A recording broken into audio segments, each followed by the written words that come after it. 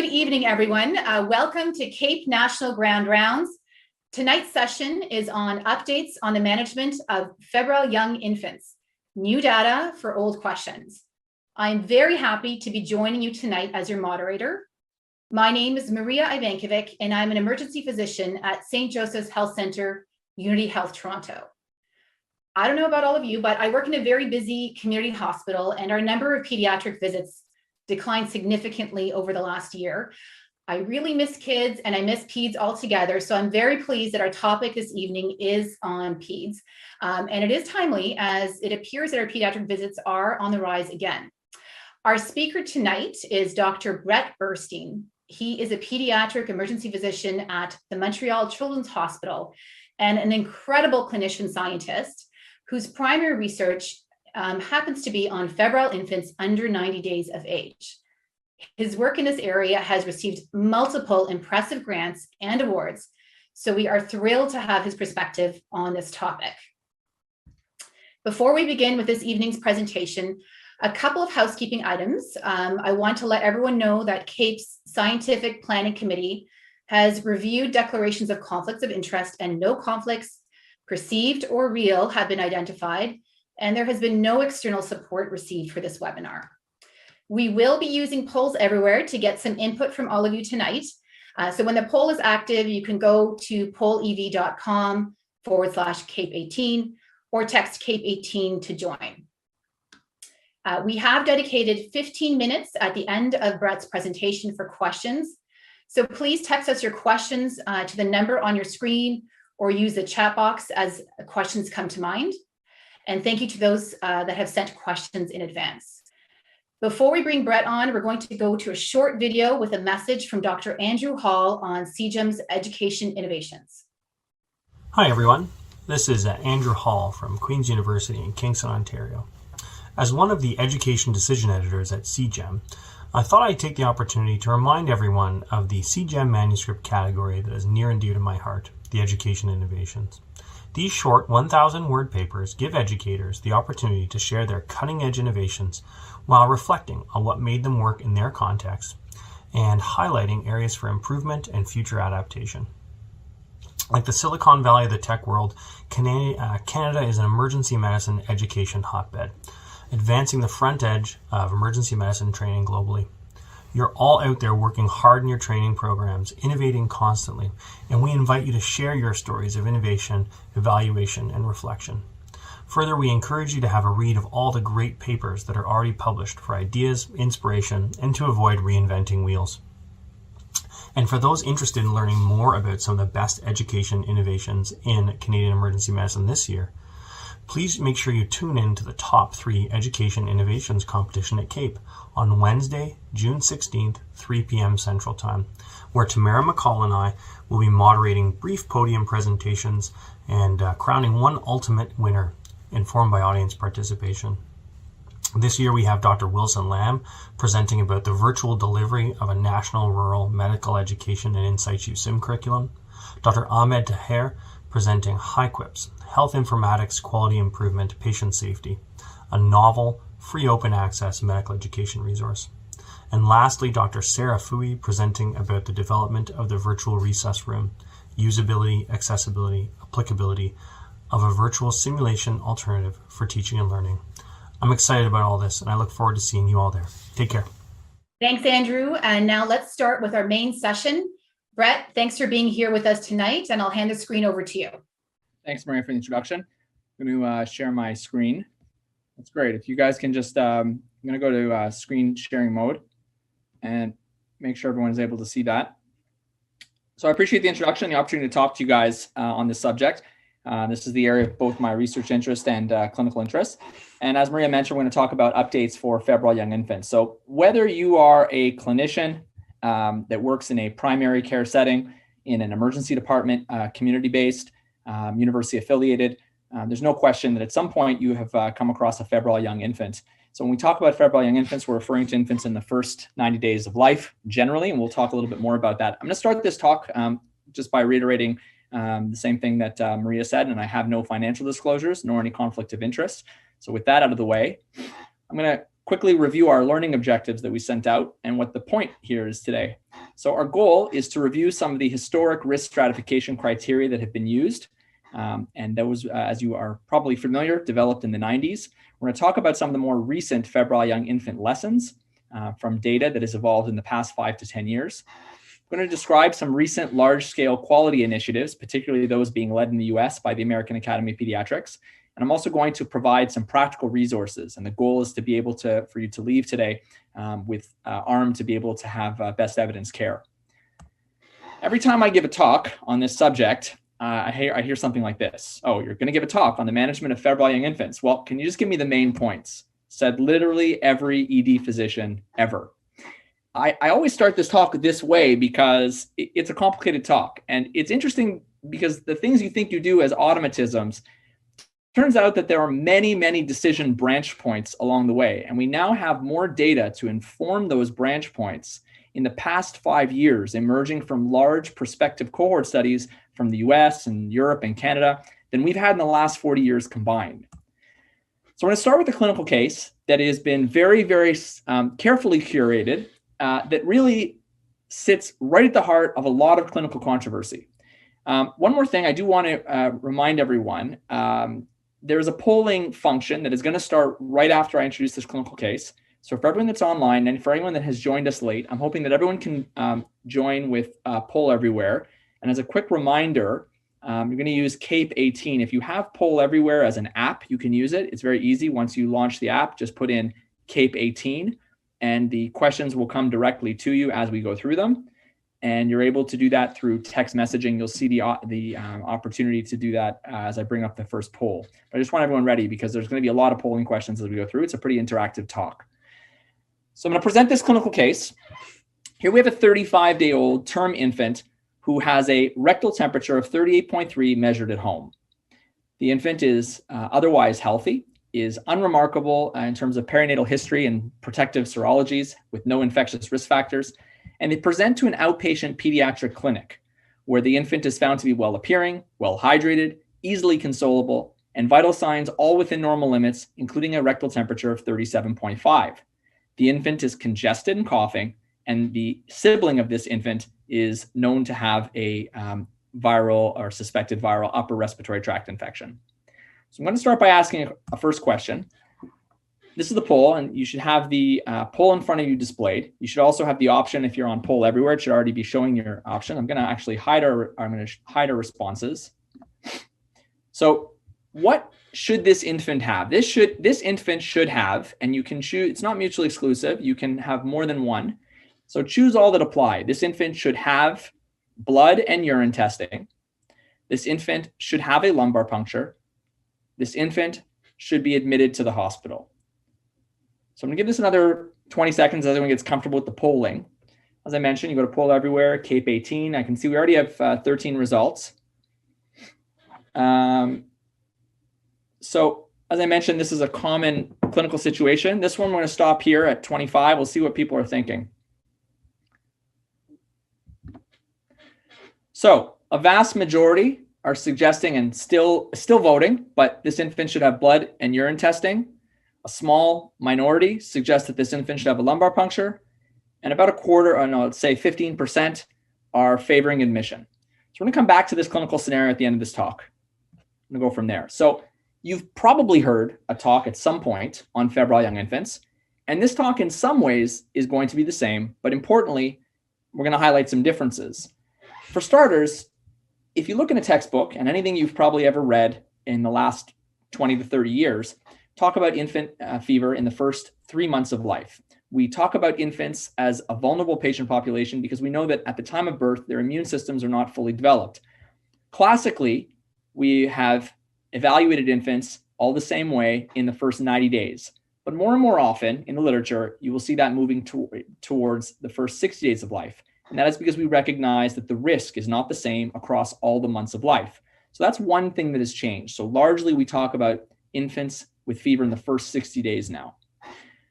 Also, classically, and there are varying definitions, but serious bacterial infection, or SBI, the most robust definition of SBI includes urinary tract infections, bacteremia, and meningitis, although very old studies will also include osteomyelitis, soft tissue and skin infections. So you will see varying definitions of SBI, but SBI has most uniformly in the last 20 years really come to include urinary tract infections, bacteremia, meningitis. However, what has become more common is to talk these days about IBI, or invasive bacterial infections. That is to say, just bacteremia and meningitis.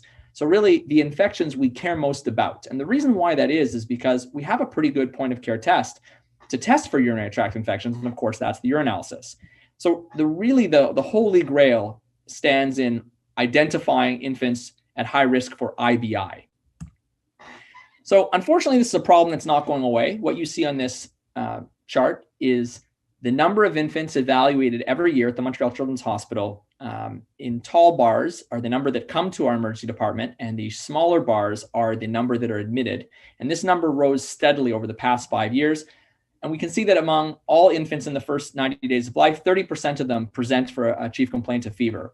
Not only that, but infants are admitted, although they are only about 1% of all infants or children that walk through the ED door. They represent 13% of all of our admissions from the emergency department. So this problem is really not going away. And whether you're looking at data from 1993 or contemporary data in the last 10 years, you see that the epidemiology, although the causative organisms have changed because of GBS prophylaxis and because of widespread vaccination, the actual prevalence of these infections haven't really changed. So unfortunately, these infants are frequently brought to the emergency department, and that number is actually 2% of all term-born infants will present with fever to an emergency department. And we know that they have SBI in approximately 10% of cases. What you see here is the prevalence of disease stratified by week of life. So there's a clear early peak in the first 4 weeks of life, and the upper bar is all SBI. And the average across the whole first 3 months of life is about 10%, but you see it's a little higher early on. Then you see the line below that, which is UTI. So UTIs make up 8 of that 10%.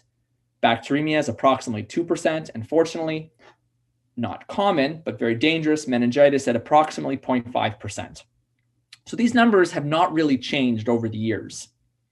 What we know is both here in Canada and south of the border is that there's enormous practice variation when it comes to the management of febrile young infants. In fact, so much so that the improved management and clinical decision tools for febrile young infants has become a top priority declared from 4 international consortium for pediatric research, both here in Canada, in the US, in Europe, and in Australia and New Zealand. So part of the variation in Canada might be explained by this, and that is the fact that the Canadian Pediatric Society first published guidelines on the management of febrile young infants in the first month up to 36 months of age. That was published in 1996. They reaffirmed that statement in 2002, and then it vanished, and it's actually nowhere to be found. If I could find it, I wouldn't use it, and that is because it is very dated.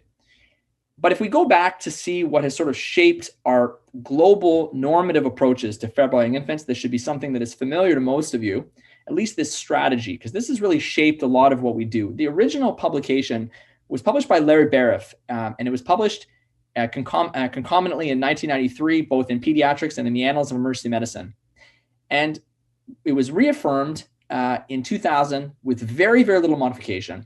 And what you see in general, the approach to the febrile young infant in the first month of life is to have a full septic workup, complete with a CBC, blood culture, urine microscopy and culture by catheterization, chest x-ray if there are respiratory symptoms, stool microscopy when diarrhea present, and lumbar puncture for CSF studies.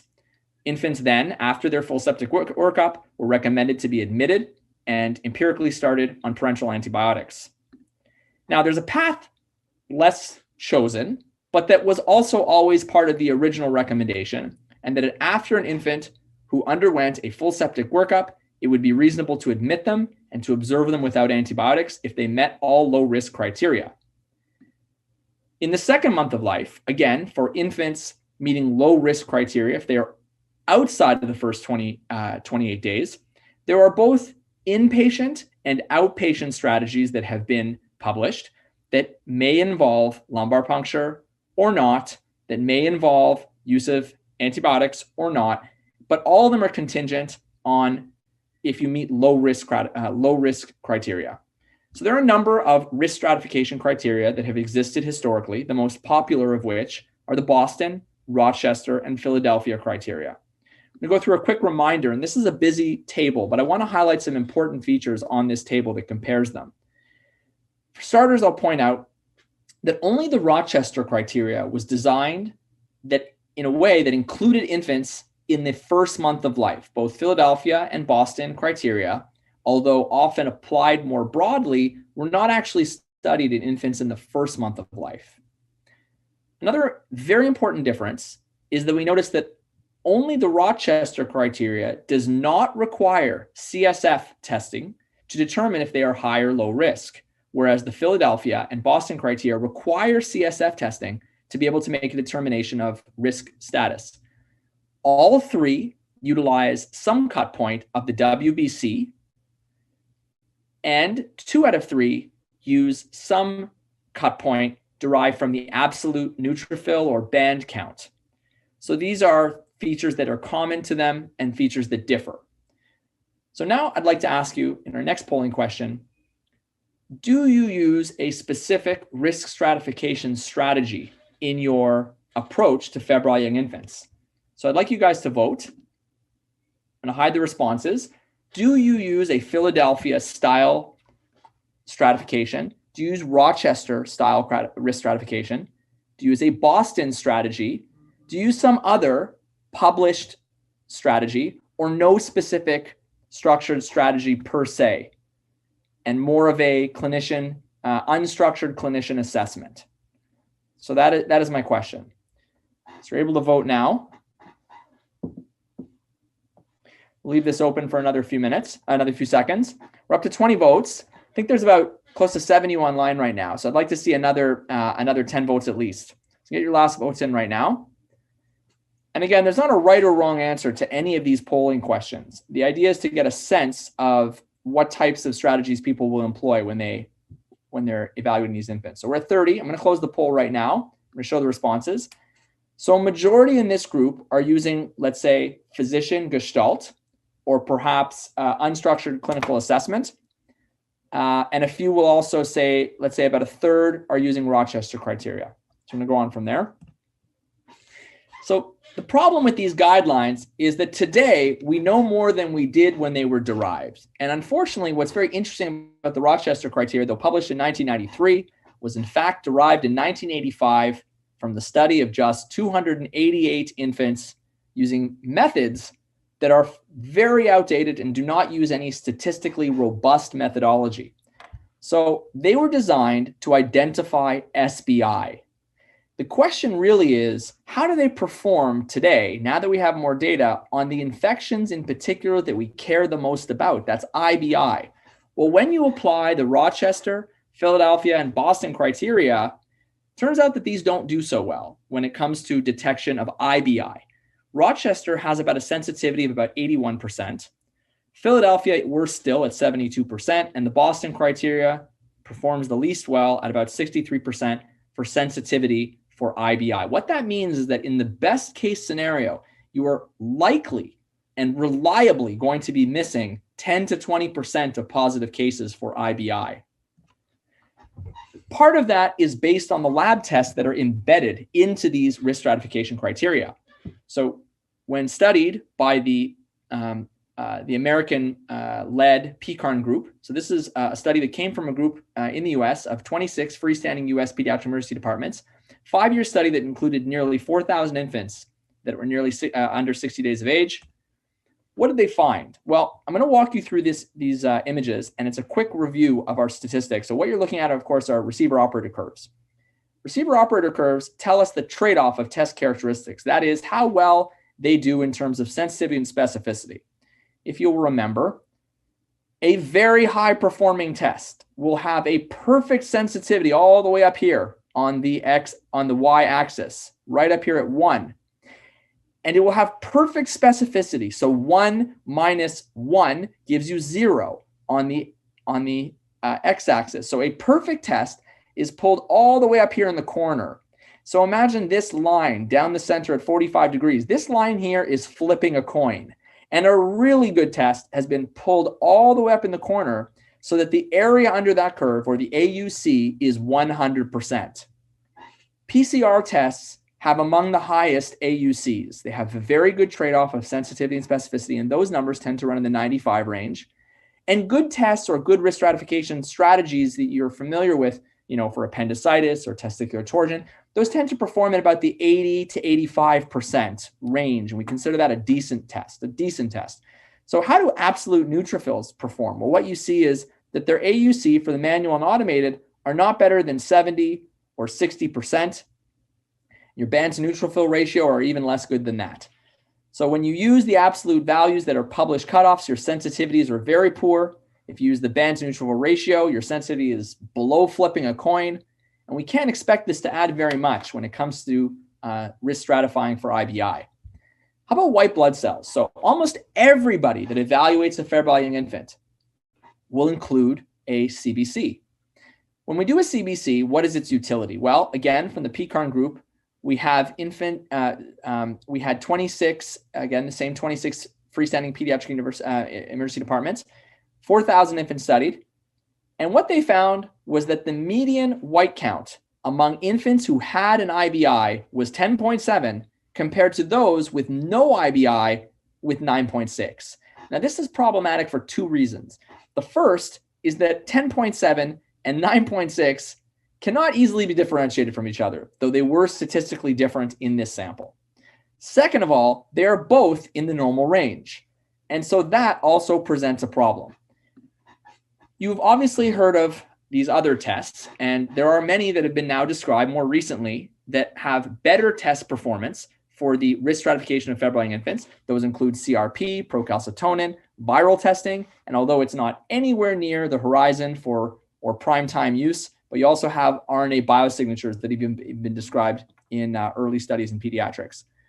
Those are not quite ready, but what we know is that when we use these tests, we have better risk stratification. So if you're using procalcitonin or CRP, these definitely outperform the traditional risk stratification biomarkers.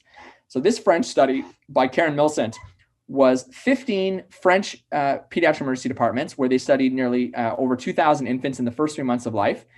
I'll show you their receiver operator curve. And again, if we look at our line of coin flip, you see that the next, or let's say the worst line of discrimination with an AUC was the white cell count, followed next by the ANC with nearly superimposable lines of CRP and PCT. So we're looking at the curve for SBI. And what we see is that when it comes to SBI, PCT had an AUC of 81, CRP of 80, white count of 66. And the PCT performed even better when it came to discrimination of IBI, and that is to say 91 compared to 77, and then the white count again at 48, so coin flipping. These tests have already been incorporated into the management strategies that have recently been proposed in the US and in Europe. Now, in Europe, you might be familiar with a strategy that is referred to as the step-by-step method. This was published in 2016 by Benito Gomez's group. And it is a step-by-step approach whereby they've incorporated PCT, CRP, ANC. And this is the recent PCARN rule that was published in February 2019. So PCARN also derived a clinical prediction rule. The difference between these two rules is that the step-by-step was derived to identify infants at risk of IBI, and the febrile young infants in the PCARN group were derived for SBI. However, I will point out that they both make use of PCT, they both make use of the ANC, and they've both done away with using the WBC for any form of risk stratification. The Spanish group in Europe actually has recently in August undertaken a validation study, external validation of the PCARN rule. Now, they did this for SBI, and what they actually found was that if you look when it comes to SBI and IBI, that this top line is PCT, and actually PCT itself outperformed the PCARN rule for IBI, and they performed similarly for SBI, but the rule itself did not maintain its original diagnostic utility that it did in the derivation cohorts. They concluded that in this external validation, the PCARN rule showed less accuracy when applied to infants without a source, and especially when they were in their early course of fever, as in the first 6 hours. So the verdict is maybe not completely out yet on whether PCARN, particularly for IBI, should be used. So when we get into some lessons we've now learned from these large cohort studies, I'm going to go to our next poll. So the question is regarding fever. What's a real fever?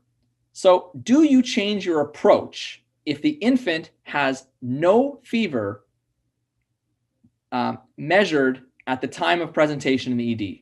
I'm going to hide the responses, and I'd like you to tell me, does this change your approach? Yes or no?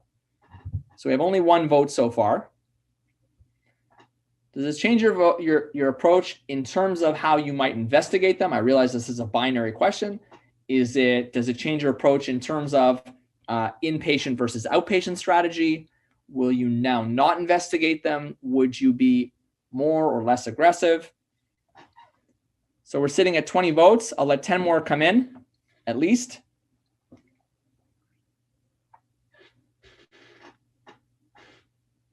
All right. We're about 30 votes right now. I'm going to close it there. We'll show the poll. So almost half and half, saying that in some way, if the fever is not recorded in the ED, it may or may not, it will alter the way you approach this question, the management of this patient. So I realize I've been, it's highly oversimplified, but I hope to impress upon you that unfortunately, fever still means fever when documented anywhere, even just once. And I'm going to explain why. This is a study, again, from the PCARN group. And the same group, they have, again, this large prospective cohort, nearly 4,000 infants in the first 2 months of life. And what they did is they compared infants who presented with a history of fever alone and no documented fever in the ED versus those who do have fever on presentation or at some time in their course in the ED.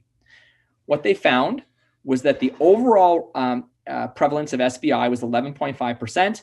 And among those infants who were febrile in the ED, it was 12.8.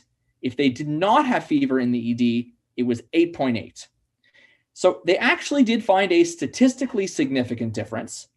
However, there were no differences in the rates of IBI.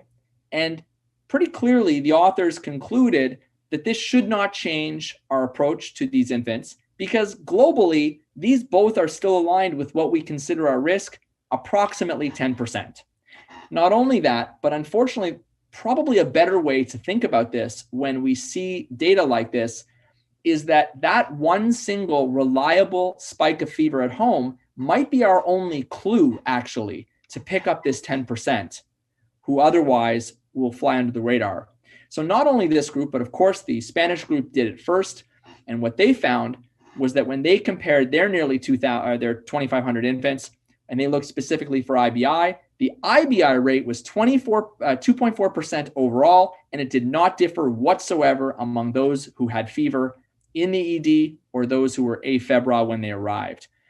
Again, suggesting that even though they may not have fever now, that might be the only chance we get. So this is the other common problem. Many of them present with a cold. And we will often say, hey, this infant has clear viral symptoms. And that was the base of our clinical case. So I'm going to poll you now, and I'm going to ask the question, do you change your approach if the infant has symptoms of a URI?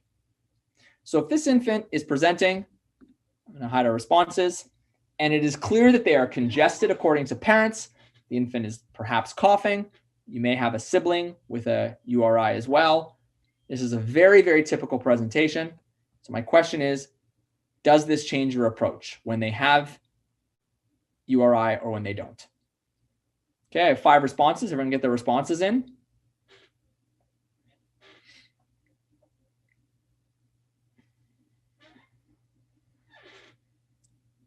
All right, we have 20 responses. Everyone just get their last responses in now. All right, that is 28. I'm going to cut off here. Let's see our responses. So 65%, about 2/3 are saying this, they're not going to change their approach, but perhaps a third might. All right, let's talk about how this should impact our management. So again, data from the PCARN network, they looked at infants who had viral symptoms and compared those with documented viral infections versus those who do not. 4,500 infants, first 2 months of life. What they found is that among those who had no viruses, so were viral negative, the SBI rate was 12.7%, compared to when you do have a virus, it was about 4 times lower at 3.7%. So for any SBI, there was a 3.5-fold total risk reduction. When it came to UTIs, there's a nearly 4-fold risk reduction. And when there's bacteremia, when we're talking about bacteremia, there's about a 4-fold risk reduction as well. Now, meningitis did not quite reach statistical significance, but the point estimate was about 2-fold risk reduced in the presence of a detected viral illness. So on one hand, the authors conclude that there is a clear risk stratifying contribution by the presence of a viral illness. And we could say that it probably cuts your risk approximately in half. However, the authors concluded that unfortunately, they go down to a non-zero risk, and most certainly, this should not change our management. And unfortunately, this has not really been incorporated yet into our risk stratification protocols or algorithms. So we don't know the added incremental value when we add this to other tests like PCT and CRP. But I'll show you the other problem that arises. That is that not all viruses were created equal. And unfortunately, when we look more specifically at those viruses, they do not all equally confer the same risk lowering benefit. So although you may see an infant and you may say, hey, I saw that talk, and I know that there's probably only about a 4% risk compared to about a 10 or 12% risk, unfortunately, we don't know what virus we're looking at. And if we look at this nearly 11,000 infants published from a group in Utah, the Intermountain group from Kerry Byington, we see that their overall SBI rate was 9.5%, but if they were infected with rhinovirus, the most prevalent virus in circulation, including and especially right now during COVID, the rate was not different from SBI risk overall, as opposed to any other viral infection, particularly in what's most well established since 2004, RSV, influenza. Other viruses actually portend a very important risk lowering benefit. So we don't see that with rhino. And unfortunately, rhino is very prevalent. So unfortunately, when we see an infant, even though on some theoretical level, it definitely reduces their risk, it does not if it is rhino, and we don't know that at the point of care. So unfortunately, this probably should not enter into our management, and that was the conclusion of the PCARN group as well. We have recently looked at what happens when we start to add these tests to traditional risk stratification. And what you see is that we have a relative risk if you're using Rochester criteria alone for SBI. Compared to using Rochester alone, which is, just above here, you see that you cut the risk in half down to a relative risk of 0.44 if you're using Rochester and everything is normal, but you also have a normal CRP and a virus that's detected. So for any non-rhinovirus that is detected, you actually, once again, will have a really a lower risk. And the same thing is true for IBI. That when it comes to IBI, if you take Rochester, so normal white count, urinalysis, and then you augment it by including a normal CRP and a positive non-rhinovirus, that actually didn't miss any IBI in close to 700 infants. And we published this recently. So we're now going to look at traumatic TAPs. And this is also a contentious issue. So my question is, what happens when you get blood? So my question is, do you correct CSF cell counts when you have a traumatic lumbar puncture? So traumatic lumbar punctures occur in anywhere from 10 to 60% in the literature, depending on the practice setting and the comfort of the provider. At our center, we have about a 7 to 10% traumatic LP rate. And traumatic LP depends a little on what you consider the definition, whether it's 1,000 cells or 10,000 cells. The important part, though, is that there's enough blood to make your results near uninterpretable. So that is really the question. When you have the scenario of so much blood and mild pleocytosis or abnormal CSF, do you correct? And this is a contentious issue where the pendulum has swung many times in the past, over the past 20 years or so. And a couple of studies have compared this. So we have 17 votes so far. If everyone can try and get their votes in.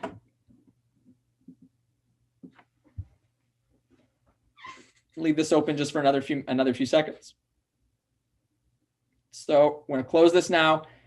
Do you do a correction for CSF? I'm going to show our responses, half and half. So half do, half don't. So I would suggest that it is probably worth considering using correction for traumatic lumbar punctures. And this might be a bit counterintuitive. So this was a study that came from Todd Lyons' group, and this was in 2016. It was published in Annals of Emergency Medicine. They looked at a cohort of 2,000, nearly 3,000 infants in the first 2 months of life who had traumatic lumbar punctures with CSF greater than 10,000 cells across 20 U.S. pediatric emergency departments. Their rate of bacterial meningitis was a little higher than is classically published, is at 1.1%.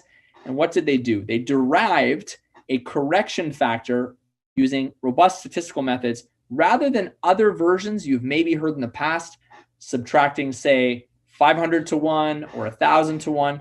There have also been the suggestion that you should take the ratio of how many red cells to white cells there are in the peripheral blood, and you could use that for correction. But when they did this using a large sample with a methodologically robust derivation, they found a correction factor of 877 to 1. That is that for every 877 red cells that you have, you subtract one white cell from your CSF count. What they found is that they were able to classify fewer infants as abnormal. So they took half of their infants with pleocytosis. So there was pleocytosis in 78%, and they could cut that in half. And they had only one infant misclassified, and that infant was in the second month of life.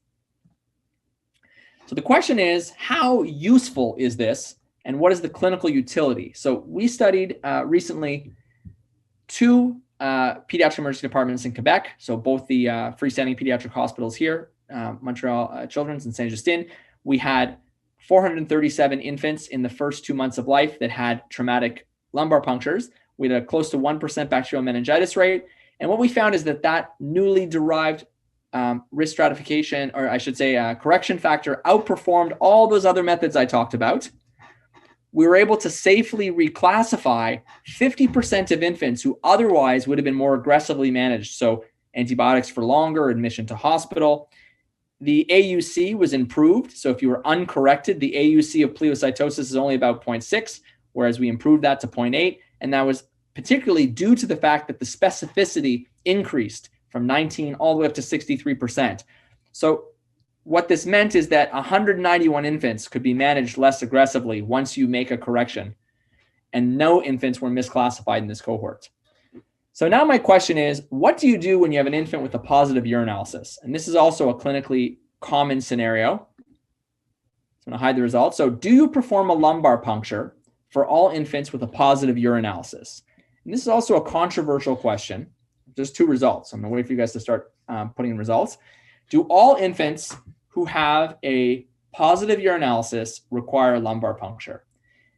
And this question was first addressed in the literature in about 2001 by Ron Goldman, who at the time was at Sick Kids Hospital. He's now at UBC.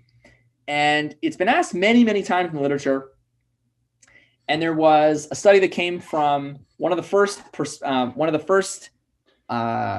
studies that really showed this was in 2011. It's been asked many times, but we recently had a study accepted that answers this question specifically because it's quite controversial. So I have about 30 results right now. I'm going to show responses.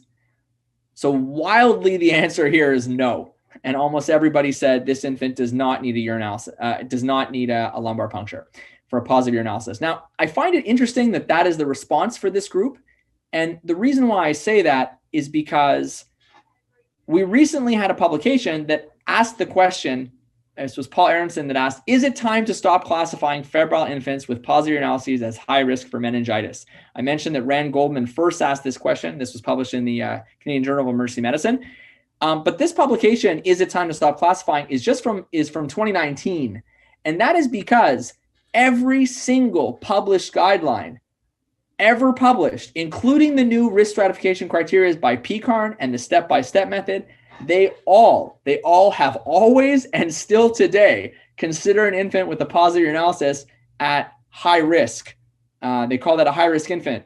And so I find it interesting that the group who have responded here, their practice has really moved away from strictly following those guidelines. Now, I will add, you are not alone. That 96%. It's been controversial for over a decade. And when we've studied the centers across the pediatric networks, it's about 50-50 that are doing it. But there has been no really good study to actually support whether that is safe. Bacterial meningitis, fortunately, is not that common. The overall rate in a very recent JAMA meta-analysis suggested that the overall rate of bacterial meningitis is 0.4%. Typically, when we think about culture-proven UTI and bacterial meningitis, we think about the concomitant infection rate, and we use culture-proven to make that determination. And we know that it's about 0.9 in the first month of life and 0.2 in the second month of life. So the second month of life is really the question, can we avoid doing LPs when you have a positive urinalysis?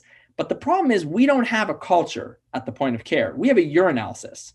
So the real question becomes, what is going on when you have a positive urinalysis, and are those infants at higher risk than those who have a negative urinalysis? So we recently published a meta-analysis in the JAMA network, and we analyzed contemporary studies only, everything published from 2000 and beyond, so the contemporary era during the current epidemiologic trends. We found 17 distinct data sets from distinct geographic populations from around the world that included over 25,000 well-appearing infants in the second month of life. So if you are a well-appearing infant in the second month of life, the data suggests that when you have a positive urinalysis, your rate of bacterial meningitis is approximately 0.44. Again, this is the infant we consider normally high risk. The low risk infants who have a negative urinalysis have an overall prevalence of bacterial meningitis that is 0.5%. The odds ratio actually favors those infants who have a positive urinalysis, although it's of course not statistically significant.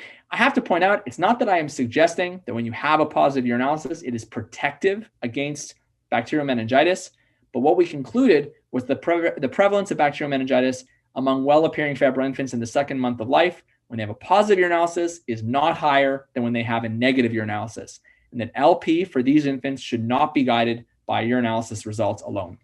So the last poll I'm going to ask you guys is, why should we use clinical decision tools? So clinical decision tools.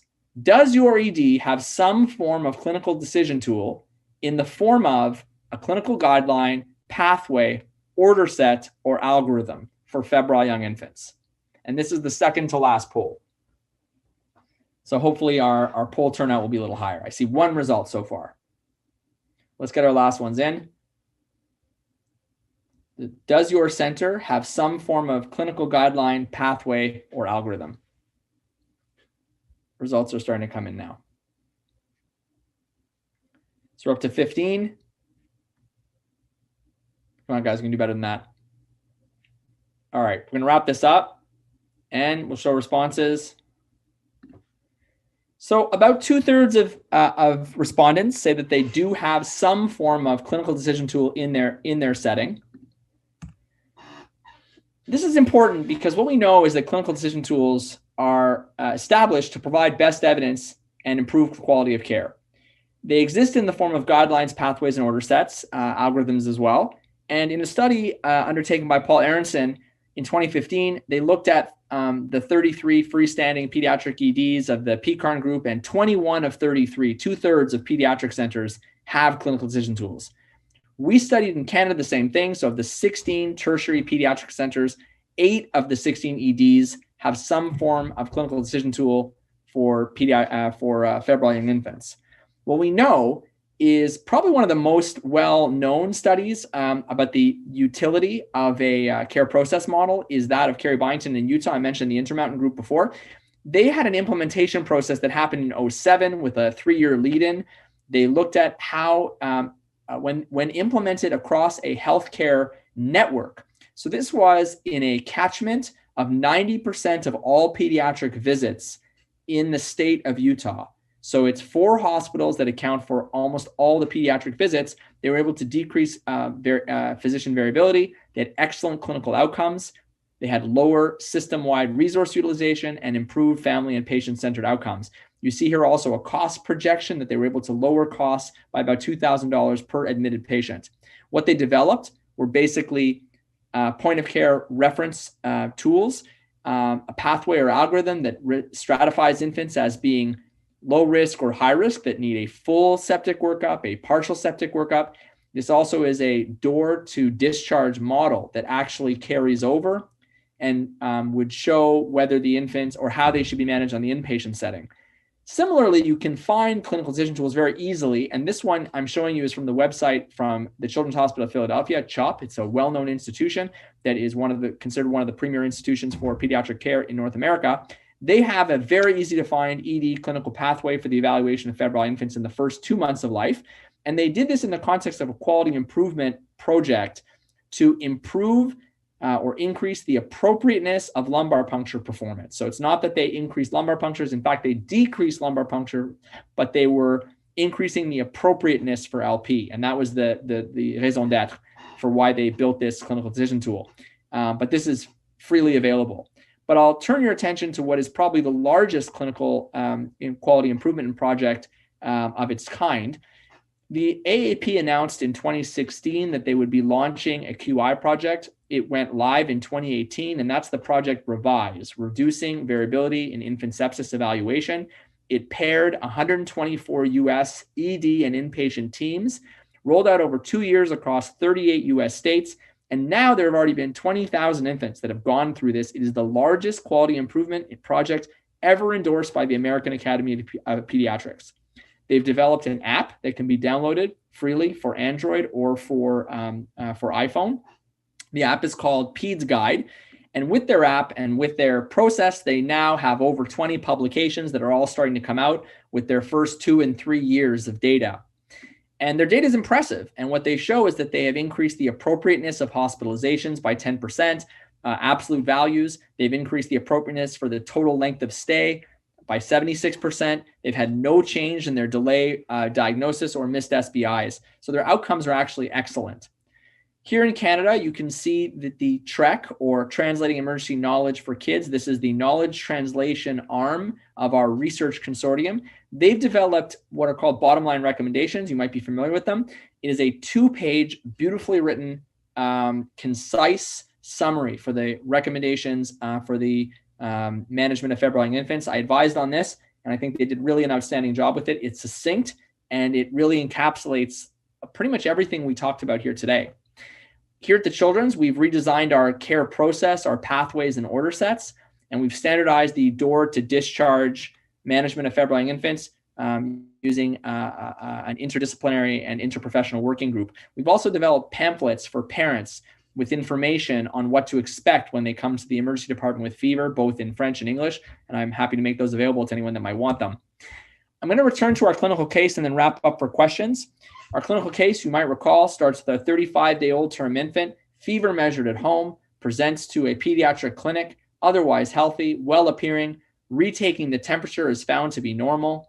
Vital signs are all normal. The baby is congested with a sibling who has a URI. I'm going to ask you the same question we started with again. My question to you guys, should this baby have some blood testing? Should this baby have a lumbar puncture? And should this baby be admitted to hospital? I'd like your thoughts now that you've heard this talk. What might apply? I've had 3 of you vote. I'm going to wrap up right after this, and we're going to move to the questions. So I have just 3 votes. I'm sitting in office by myself. I have no idea if anyone's still awake. All right, we have 10 votes.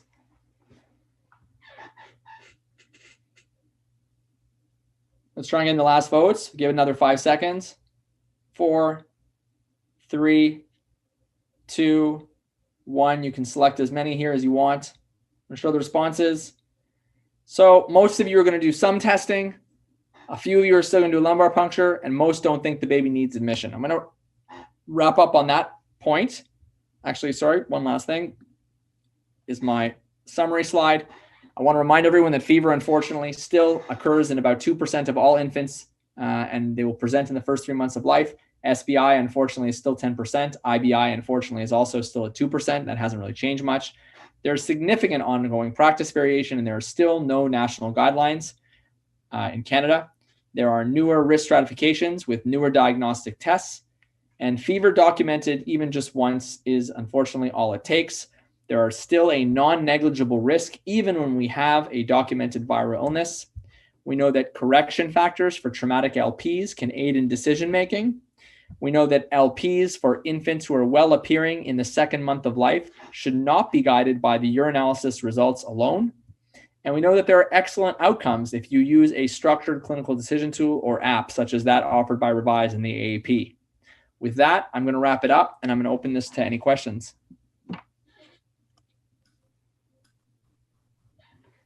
Thanks so much, Brett. So we've got lots of questions. You talked about documented fever. We often see patients or infants that are brought in by their parent who says the baby felt hot at home, but they never actually took a temperature. And then in the ED, their temperature is normal. So there has never been documented fever at any point. If the infant looks otherwise great, do you manage them the same as you would a documented fever, or how do you deal with these cases? Great question. I've given this talk nationally a couple of times. It comes up in every single talk, and it's a common problem. So my answer to that is there is no data. The reason why there's no data is because infants with tactile or subjective fever have been systematically excluded from every study that has ever been conducted.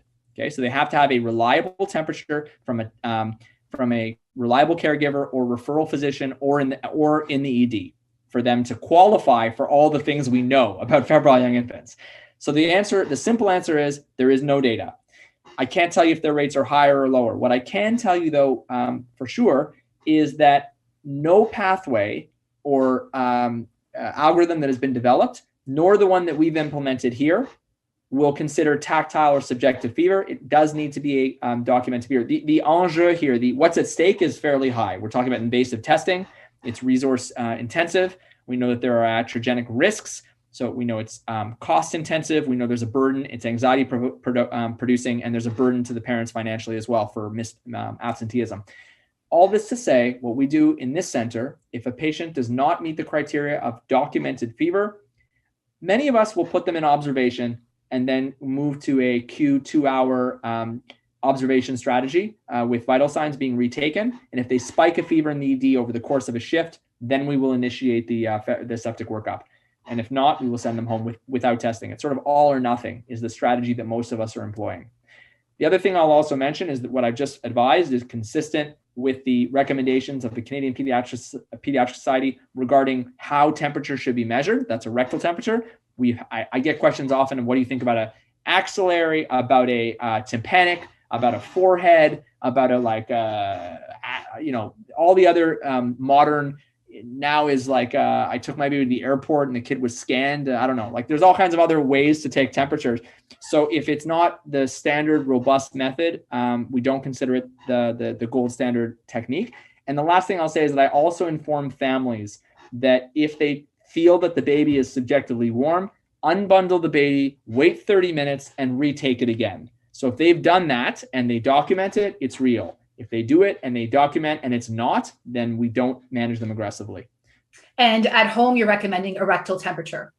I am. It's like neonatologists will sometimes say otherwise, but rectal temperatures are used. The bottom line is I'm not suggesting standard rectal thermometer temperatures all the time. But if the baby feels warm, that's how I usually, basically you're going to apply a screening test first. That screening test is tactile or subjective fever. Then you're going to do the gold standard test. You're going to do your ELISA, right? After you're going to do your gold standard test. So that is what I recommend. Okay, perfect. Yeah. There were some questions around procalcitonin. It's actually being used in many countries in Europe. I know it's Switzerland as a bedside test. It seems to peak faster. It seems to be perform better than CRP. Do you think that more centers in Canada will be moving, or any centers, frankly, to incorporate into their protocols for pediatric fevers?